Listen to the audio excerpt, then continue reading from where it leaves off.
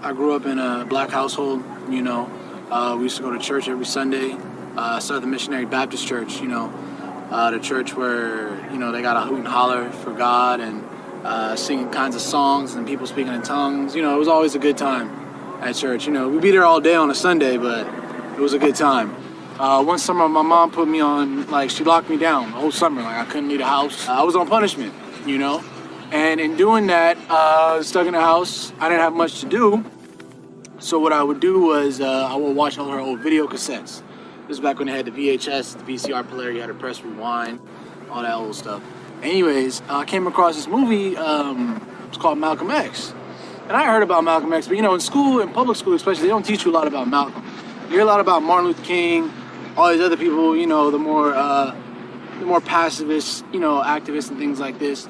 But I never really learned much about Malcolm X. So I remember looking at this video because I'm like, man, this is a lot of videos. It's 2 videos, man. It's a long movie. So anyways, I pop it in or whatever, and I watched it all the way through. I think it's about 2.5 hours maybe all the way through. And I remember at the end of that video, I was a little bit left in shock, because the whole concept behind Malcolm is that Malcolm, he was never really a Christian, but, he did all of his work in the name of Allah, you know what I mean? And he did his work in the name of helping people, benefiting them. And at the end of the day, he was Muslim, But the problem was that, for me, was that as a Christian, I had learned that if you didn't accept Jesus into your life as your Lord and personal Savior, you was going to hell. Well, I looked at Malcolm and I said, well, Malcolm believed in God. He believed in all these different, he believed in God. But he's going to go to hell because he didn't believe in Jesus the way I believe in Jesus? And to me at the time, that didn't make sense. You know what I mean? I didn't want to go to college. I knew I didn't want to go to college, but I knew I had to do something. I knew how to get out of here. I knew how to get out the city. So I ended up joining the Army. I joined the Army in 2008. Yeah, about 2 weeks after I graduated, I was in the Army. 2 weeks after I graduated from high school, I was in the Army. And the military was a very interesting experience because in the military, you're not paid to think for yourself. They do all the thinking for you. They tell you when and where to go. They tell you to do this, they tell you to do that. Everything is already planned out for you. One day I'm guarding this gate. I'm armed up with my weapon guarding this gate.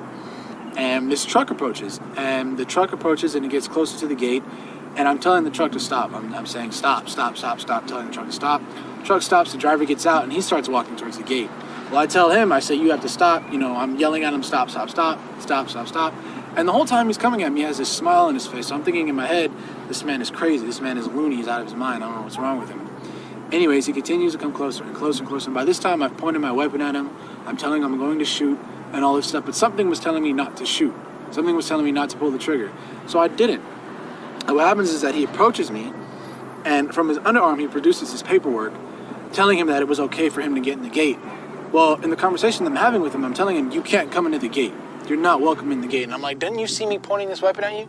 Don't you know I could have shot you? And the man looks at me, and he's speaking broken English. His English is very broken. He looks at me with a smile on his face, and he points his finger to the sky like this, and he says, I only fear Allah. And in my head, I'm like, all right, dude, whatever. You know what I mean? You got problems. You know what I mean? You out here defying guns and stuff. No, you're tripping out. Whatever, right? So what happens is that I come back out to California about October of 2011, and then I took my Shahada at Farouk because I knew a guy that actually was going there at the time that I had met through some other friends that was going there at the time, and he invited me to come through and take my Shahada. And, one thing that I would say to everybody that's watching this or, to anybody that's interested in Islam is do not hesitate to go out and do the research and visit a masjid. You know what? I'm not going to lie to you. Yes, it may be a little strange at first. Obviously, it's going to be strange. You're doing something new. You're looking into something that might potentially change your life. And it's a bit overwhelming at first. And sometimes the thing is that sometimes when we discover the truth, we try to run away from it because we don't want to believe it. But the problem is that the truth, you can't run away from the truth forever. It's always going to be in the back of your mind. And sometimes when people discover Islam, they look at it and they say, no, this can't be true.